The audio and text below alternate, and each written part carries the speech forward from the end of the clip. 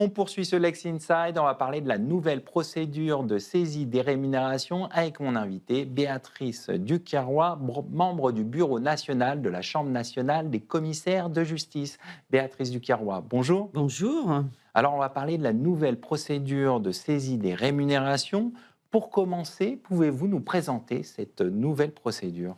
Alors, c'est une réforme qui est issue de la loi du 20 novembre 1920, de 2023 et de son décret d'application. Elle est entrée en vigueur le 1er juillet 2025. Donc ça y est, c'est parti. Cette procédure est désormais confiée au commissaire de justice. Pour bien comprendre, le changement, de cette procédure, je vais peut-être vous parler de l'ancienne procédure. Donc l'ancienne D'accord. procédure, il fallait, un titre exécutoire et ensuite, vous deviez déposer une requête devant le juge de l'exécution, pour qu'il, convoque le débiteur, qui, était amené à concilier, devant le juge, et à trouver un accord. À défaut d'accord, la saisie était prononcée. Donc il fallait donc repasser, enfin, aller 2 fois devant le juge avec les longs délais que l'on connaît aujourd'hui de la justice française. Donc pour améliorer un petit peu, cette procédure, elle a été transférée au commissaire de justice entièrement. Il faut toujours un titre exécutoire, hein, donc D'accord. voilà. Mais ensuite, c'est le commissaire de justice qui initie cette procédure par un commandement de payer au débiteur et il propose en fait, au débiteur de négocier un accord. Là encore, il est possible de trouver un accord avec le débiteur. Si aucun accord n'est trouvé, la saisie est ensuite, engagée, quoi. Donc D'accord. voilà. Donc c'est vraiment le principal changement de cette procédure. Elle est transférée donc désormais entièrement au commissaire de justice. D'accord. Alors, on comprend bien que le commissaire de justice est un acteur clé de Oui. cette nouvelle procédure. Concrètement, quel est son rôle? Alors, donc son rôle, il va être double. Donc il y a d'abord un commissaire de justice, qui représente, le créancier, qui est le mandataire du créancier et qui va donc initier cette procédure et en assurer, le suivi jusqu'à la saisie, jusqu'à la saisie des salaires. Ensuite, ce dossier est transféré à un commissaire de justice qu'on va appeler un commissaire de justice répartiteur. D'accord. Et ce commissaire de justice, lui, va être chargé, des relations avec, l'employeur, d'encaisser, les sommes saisies et de les reverser, les répartir entre les différents créanciers. Puisque quelquefois, il peut y avoir, D'accord. plusieurs, saisies, prononcées et donc il faut répartir les fonds, entre, les différents créanciers. Pour bien comprendre, vous pouvez expliquer quelques cas de saisie de rémunération concrètement. Dans quel cas on se retrouve dans ce type de procédure? Alors donc, la saisie des rémunérations, c'est une voie d'exécution. On se retrouve dans ce genre de procédure lorsqu'il y a un défaut de paiement. Et qui est constaté par un juge, hein, ou alors aussi, on peut, engager une procédure de saisie des rémunérations sur la base d'un bail authentique. D'accord. Donc on se retrouve dans cette situation en cas d'impayé, de n'importe quelle créance, hein. Ça peut être une créance de loyer, une créance bancaire, une créance commerciale. Donc on peut se retrouver dans différentes situations dans cette procédure. D'accord. On a vu cette nouvelle procédure, mais est-ce que c'est encadré dans des délais?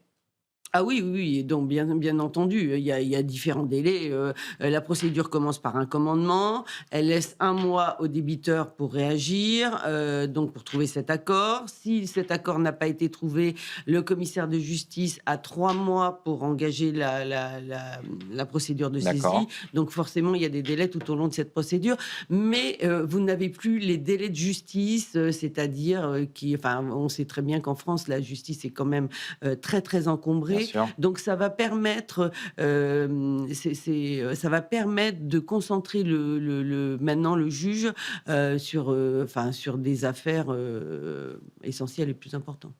Pour vous, c'est une bonne réforme? Oui, oui, bien entendu, c'est une réforme d'abord, qui a été entièrement, modernisée. C'est une D'accord. procédure, c'est la première fois d'ailleurs qu'on voit ça dans un texte, totalement dématérialisée.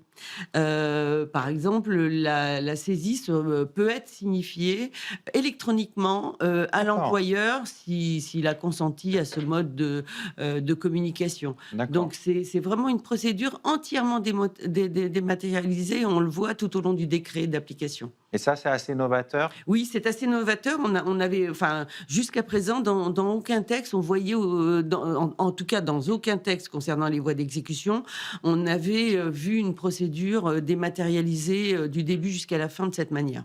Est-ce que ça rend le travail du commissaire de justice plus facile?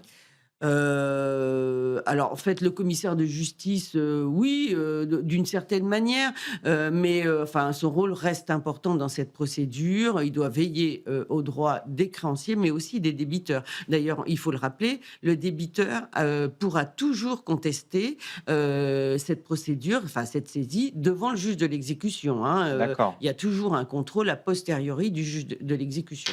Et c'est important, c'est une garantie? Oui, c'était une garantie. C'est une procédure qui se veut équilibrée, qui la reste, hein, puisqu'elle l'était avant, donc qui reste équilibrée et qui protège aussi bien les droits des créanciers que des débiteurs. Donc il y a un maintien de l'équilibre et ensuite, aussi vis-à-vis des débiteurs, il a été maintenu, lors de la saisie, un reste à vivre sur le salaire. Donc on D'accord. ne peut pas prélever la totalité, du salaire, hein. Donc il y a qu'une quotité qui est saisissable. Pour finir, est-ce qu'il y a des bonnes pratiques à avoir en tête pour mener à bien ce type de procédure?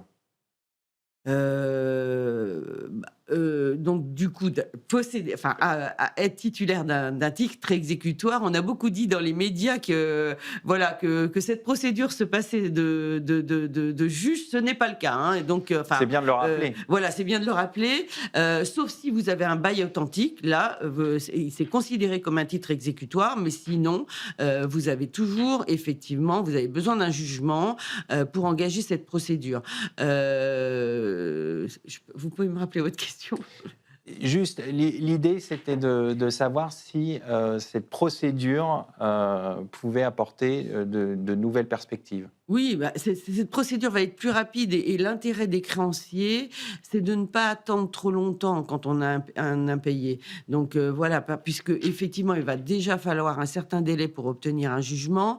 Donc dès qu'on a ce jugement, on va voir un commissaire de justice qui, lui, va pouvoir en fait choisir entre les différentes voies d'exécution qui sont à sa portée. Un registre national d'ailleurs des saisies des rémunérations a été créé et tenu par la Chambre nationale, hein, D'accord. c'est ce que prévoit ce décret, et qui va centraliser donc toutes les procédures de saisie des rémunérations. Donc le commissaire de justice va pouvoir choisir entre les différentes procédures. Il aura une meilleure lisibilité, de meilleures informations pour pouvoir justement choisir la bonne procédure à engager pour recouvrer la créance du créancier. Donc, en résumé, c'est une bonne C'est réforme. une bonne réforme. On va conclure là-dessus. Merci Béatrice Duquerrois. Merci Je rappelle que Arnaud. vous êtes membre du Bureau national de la Chambre nationale des commissaires de justice. Merci. C'est la fin de cette émission. Merci de nous avoir suivis. Restez curieux et informés. À très bientôt sur Be Smart for Change.